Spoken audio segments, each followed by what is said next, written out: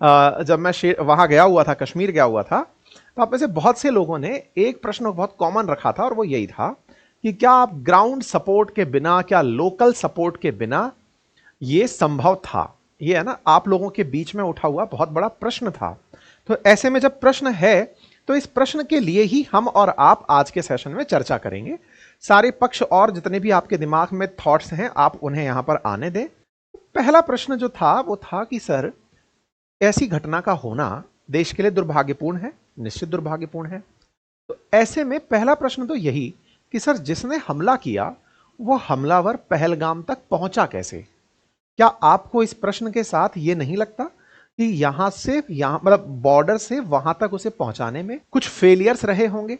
तो मैं एक एक करके सारे प्रश्नों को यहां पर मेंशन करता चल रहा हूं ताकि भविष्य में और आप में से कोई साथी अगर जुड़ता है तो वो इस प्रश्न से पहले से ही अवगत रहे कि हम लोकल सपोर्ट के बारे में क्या सोचते हैं।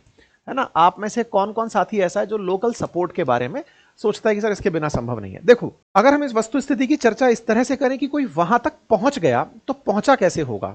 निश्चित ही कोई ना कोई घर का भेदी था, यानी कि कोई व्यक्ति ऐसा था जिसने उन्हें सपोर्ट किया था। यही तो कारण है कि जांच एजेंसीज इस बारे में रिसर्च कर रही हैं कि अल्टीमेटली कोई व्यक्ति यहां तक अपना सामान कैसे ले आया। यही तो रिसर्च का पार्ट है। अगर आज हम बोल रहे हैं कि एनआईए को इन्वेस्टिगेशन दिया गया है, तो एनआईए आफ्टर ऑल क्या इन्वेस्टिगेट कर रहा है? तो एनआईए यही इन्वेस्टिगेट कर रहा है कि किसने इतना दूर तक, क्योंकि पहलगाम काफी शांत इलाकों में पड़ता है, इतना दूर तक आकर के कोई व्यक्ति हमला कैसे कर दिया। वैसे मैं आपको बता दूं, पहलगाम से पहले है अनंतनाग, और अनंतनाग से पहले त्राल, और त्राल के पास है पुलवामा। मैं आपको वो वीडियो भी लेकर आया हूं, मैं पुलवामा भी गया था, मैंने वो जगह भी वहां पर देखी। आप यकीन नहीं करेंगे, मैं उस वीडियो को अभी थोड़ी देर में आपके साथ साझा कर दूंगा।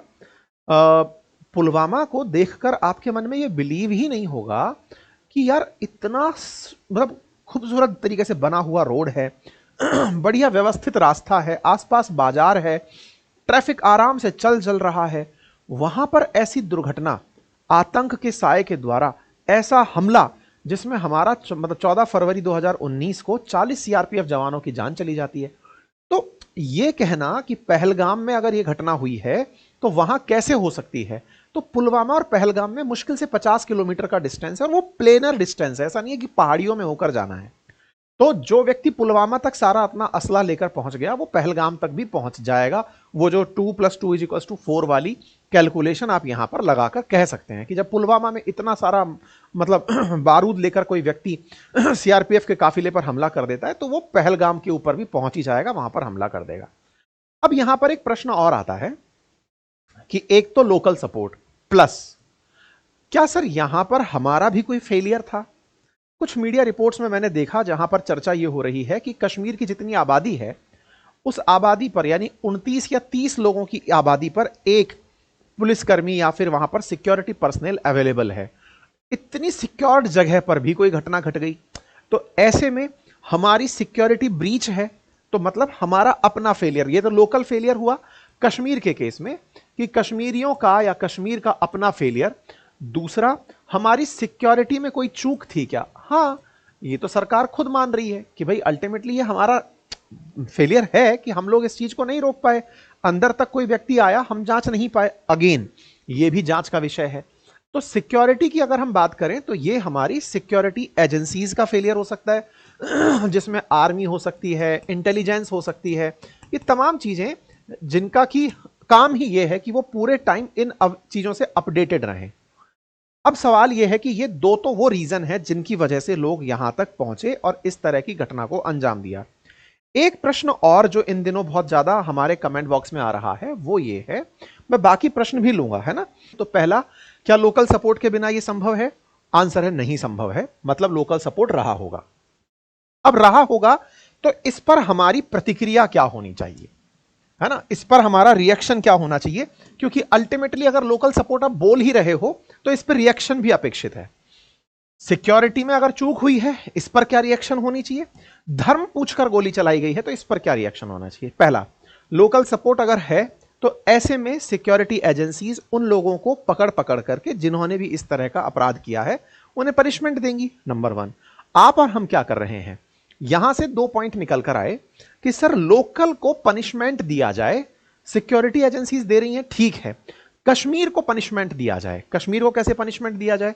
सर वहां टूरिस्ट भेजे ही ना जाए। ये एक मुझे बहुत बड़ा वो मिला, मतलब जब मैं वहां पर टूरिस्ट को लेकर के बात कर रहा था तो वहां पर एक बहुत बड़ा मुद्दा निकल कर आया कि सर टूरिज्म भेजो ही मत, क्योंकि इन लोगों को जब हमने टूरिस्ट भेजे हैं तब जाकर के इनकी इकोनॉमी चली है। आज हमारे ही पैसे से इनके यहां समृद्धि आई है और उसके बावजूद भी ये लोग हमारे साथ में गद्दारी कर रहे हैं। कौन लोग? कश्मीर के लोग हमारे साथ गद्दारी कर रहे हैं। कैसी गद्दारी? कि उन्होंने हमारे देश के लोगों को मरने दिया। तो यार देखो, इस पर ना मैंने जब बहुत ज्यादा यहां के लोगों से बात की और खुद से भी इस बारे में चिंतन मनन किया और आप लोगों की बातें भी सुनी, तो यार यहां पर 2 बात आती हैं। पहला, क्या कश्मीर हमारा नहीं है क्या? तो हम इन्हें इन लोग कह के क्यों संबोधित कर रहे हैं? यार ये तो हमारी ही जगह है ना। हमारी जगह पर अगर कोई आदमी गलत कर रहा है तो उसको पनिशमेंट देकर हम ये कर देंगे क्या? कल को मान लो कि राजस्थान में कोई ऐसी घटना घट जाती है, राजस्थान में घटना घट जाती है तो आप राजस्थान का बायकॉट कर देंगे, या हरियाणा में घटना घट जाती है तो आप हरियाणा का बायकॉट कर देंगे। आज जम्मू कश्मीर भी वैसे ही है ना जैसे आज भारत के और राज्य हैं। अब आप कहेंगे नहीं सर, इन्होंने हमेशा पाकिस्तान का साथ दिया है। जैसे एक जनरल सेंस चल रहा होता है कि नहीं सर, या तो ये अलगाववाद पसंद करते हैं, सेपरेटिज्म पसंद करते हैं कि नहीं हमें अलग से रहने दो, या ये पाकिस्तान समर्थन में बात रखते हैं। देखो बात ऐसी है, ये जो भी थॉट रखते हैं, आपका तर्क अगर ये है कि यहां पर टूरिस्ट ना जाए और इन्हें इकोनॉमिक रूप से मतलब फ्री छोड़ दिया जाए, हमारे पैसे को यहां ना जाने दिया जाए, तो भाई मेरे, अगर आप ऐसा सोचते हैं तो आप कश्मीर के लिए जो इतने लंबे समय से संघर्ष कर रहे थे कि हमने 370 हटा दिया, 370 हटाने के बाद में अब वहां पर सब कुछ आसान हो जाएगा, सब लोग वहां पर निर्बाध रूप से जा पाएंगे, वहां पर सारे के सारे कश्मीरी पंडित हो या देश के किसी भी भाग का रहने वाला व्यक्ति हो, वहां जाकर घर ले पाएगा, वहां बस पाएगा, तो ऐसे में तो बसने जाएगा तो भी तो इन्वेस्टमेंट ही करेगा ना। अगर राजस्थान से कोई व्यक्ति वहां जाकर घर बनाता है तो वहां जाकर अगर वो रहेगा तो घर बनाने के लिए पैसे खर्च करेगा, इन्वेस्टमेंट करेगा। कल को आपने कहा नहीं सर यहां पर तो दिक्कत हो गई, यहां से नहीं, यहां से चले ही जाना चाहिए। क्यों? दिक्कत कश्मीरी पंडितों के टाइम पर नहीं हुई थी क्या? हुई थी। कश्मीरी पंडितों के टाइम पर हुई थी, पंडितों ने घर छोड़ दिए, सब लोग नीचे आ गए। आप क्या चाहते हैं कि उन्हें वापस वहां पर बसाया जाए, या आप ये चाहते हैं कि नहीं साहब वहां से निकल के ही आ जाओ, इसमें भलाई है? मुझे इस पूरे द्वारा ये जो प्रोपेगेंडा सा चल रहा है ना, इस पे मतलब एक ही आपत्ति है बार बार। जो लोग भी ये कह रहे हैं कि कश्मीर में टूरिस्ट बायकॉट, मैं कह रहा हूं कि और बढ़ा दो। ये बढ़ा इसलिए दो क्योंकि आपके द्वारा किए गए यही तो प्रयास हैं जो आतंकियों को निराश कर रहे हैं। इसी दिन के लिए तो 370 हटाया गया था कि हम वहां पर निर्बाध रूप से जा पाएंगे, सेटल हो पाएंगे, रह पाएंगे, वहां का अलग झंडा नहीं होगा, अलग संविधान नहीं होगा, वहां के लोग भी हमारी तरह ही होंगे। यही तो था ना अपना थॉट प्रोसेस, और क्या था? उनको भी वही सारे की सारे सूचना का अधिकार मिलेगा जैसे हमें है, उनके साथ भी वैसे ही सारी चीजें चलेंगी जैसे हमारे यहां चलती हैं। और आज आपने तत्काल प्रभाव से नहीं। और सुनील जी, सर मुझे लगता है कि सरकार को ऐसा कुछ करना चाहिए, आज के जो युवक हैं उन्हें आत्मरक्षा की आर्मी वाली ट्रेनिंग दी जानी चाहिए जैसे इसराइल करता है। इसमें आपके क्या विचार है? सुनील जी, आप जो बात बोल रहे हैं असल में ऐसी ही थॉट थी अग्निवीर को लाने की। अग्निवीर जो 4 साल का 5 साल का टाइम पीरियड रखा गया था, उसका थॉट यही था कि इजराइल के तरीके से बड़ी संख्या में लोगों को आत्मरक्षा की ट्रेनिंग दे दी जाएगी। 4-4 साल की ट्रेनिंग के बाद ये लोग वापस निकलेंगे और फिर रोजगार के नए अवसर तलाशेंगे। लेकिन चूंकि हमारे यहां पर आर्मी इटसेल्फ एक रोजगार का साधन है, तो ऐसे में अग्निवीर ने उस वाले ऑप्शन को कहीं ना कहीं दबा दिया। अब आप जो कह रहे हैं इसको दूसरे तरीके से किया जा सकता है। जब बच्चे कॉलेजेस में पढ़ने जा रहे हैं, फिर चाहे आईआईटीज में हो, आईआईएम्स में हो, मेडिसिन में हो, ऐसे में चाहिए कि वहीं पर ही पैरेलली आत्मरक्षा की ट्रेनिंग भी अतिरिक्त रूप से दी जानी चाहिए। यह आपका आइडिया अच्छा है। हो सकता है कि अग्निवीर के बारे में सरकार इस तरह से विचार करे और वो निकाल कर लाए। ठीक है, thank you so much, thank you.